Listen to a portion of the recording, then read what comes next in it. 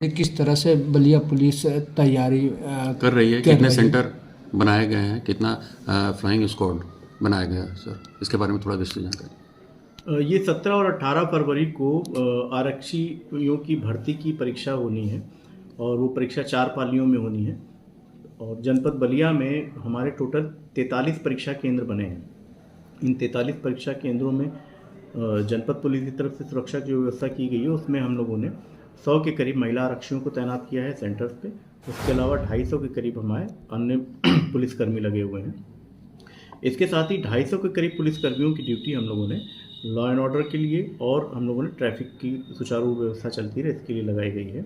इन सभी परीक्षा केंद्रों में विधिवत तरीके से पूरी चेकिंग फ्रिस्किंग की जाएगी। किसी भी प्रकार के कोई भी आपत्तिजनक सामग्री जो प्रतिबंधित है उसको ले जाना अलाउड नहीं होगा।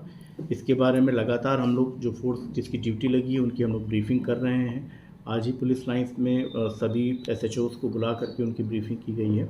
हमारे अपर पुलिस अधीक्षक जो कि इसके नोडल अधिकारी हैं वो लगातार भ्रमणशील हैं और जो केंद्र हैं उनमें जो भी भर्ती बोर्ड की तरफ से व्यवस्थाएं की जा रही हैं वो व्यवस्थाएं भी वहाँ पर इंस्टॉलेशन का काम चल रहा है। और हमारे जो जिला प्रशासन की तरफ से स्टैटिक मजिस्ट्रेट बनाए गए हैं हर एक सेंटर के लिए, वो कार्यरत हैं। इसके अलावा 22 हम लोगों ने सेक्टर मजिस्ट्रेट्स बनाए हैं, वो भी कार्यरत हैं। उनके पास पर्याप्त पुलिस बल दिया गया है।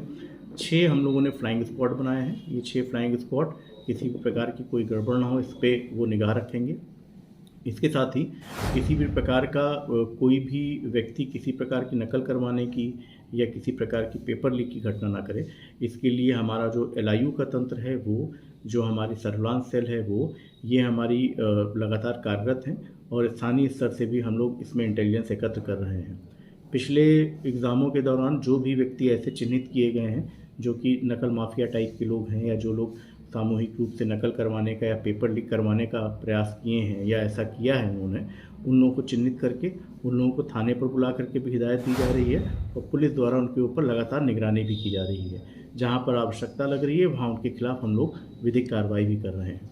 तो इस पुलिस भर्ती परीक्षा को पूरी तरह से सकुशल और शुचितापूर्ण ढंग से करवाने के लिए पुलिस व्यवस्था हम लोगों ने पूरी तरीके से कर ली है और हम लोगों को पूरी उम्मीद है कि ये परीक्षा बहुत ही शांतिपूर्ण ढंग से और पूरी शुचिता के साथ हम लोग संपन्न करवाएंगे। परीक्षा में बाहर जनपद से भी परीक्षार्थी आने वाले हैं, उसको लेकर बस स्टैंड रेलवे रोडवेज वगैरह सर, उसके लिए क्या बलिया पुलिस की व्यवस्था क्या रहेगी? व्यवस्था हाँ, है? इसके लिए अभी जिलाधिकारी महोदय की अध्यक्षता में बैठक भी की गई थी जिसमें सभी विभाग के अधिकारी थे, तो उनको भी इस बारे में सूचना कर दी गई है कि बहुत अधिक तादाद में यहाँ पर लगभग हमारे 76,000 के करीब अभ्यर्थी आएंगे।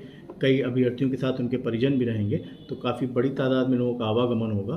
तो इसीलिए हम लोगों ने 250 के करीब पुलिसकर्मियों को यातायात व्यवस्था के लिए और कानून व्यवस्था के लिए रखा है। इसके साथ ही जो परिवहन विभाग के अधिकारी हैं उनसे भी हम लोग संपर्क में हैं और जो रेलवे के अधिकारी हैं उनसे भी संपर्क में हैं।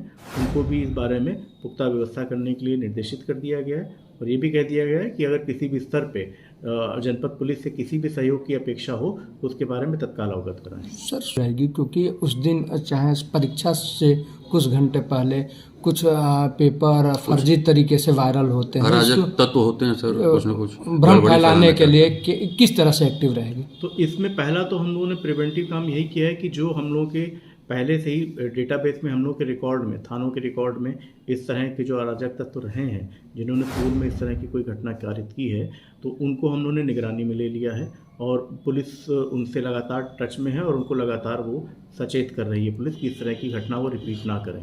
उनके खिलाफ जो भी निरोधात्मक कार्रवाई हम लोग कर रहे हैं वो भी कर रहे हैं। और इसके साथ ही जो हमारा इंटेलिजेंस विंग है, LIU है, सर्विलांस है और जो हमारी सोशल मीडिया सेल है, ये लगातार एक्टिव हैं। सोशल मीडिया सेल में अलग अलग सोशल मीडिया प्लेटफॉर्म्स पे क्या क्या चीज़ें चल रही हैं इसकी लगातार मॉनिटरिंग कर रहे हैं और कहीं पर भी अगर इस तरह की कोई भी व्यक्ति हरकत करने की कोशिश करता है तो तुरंत उसको ट्रेस करके उसके खिलाफ कार्रवाई की जाएगी और सोशल मीडिया पे अगर कोई ऐसी चीज़ वायरल होती है तो उसका तत्काल आधिकारिक तौर पर खंडन किया जाएगा।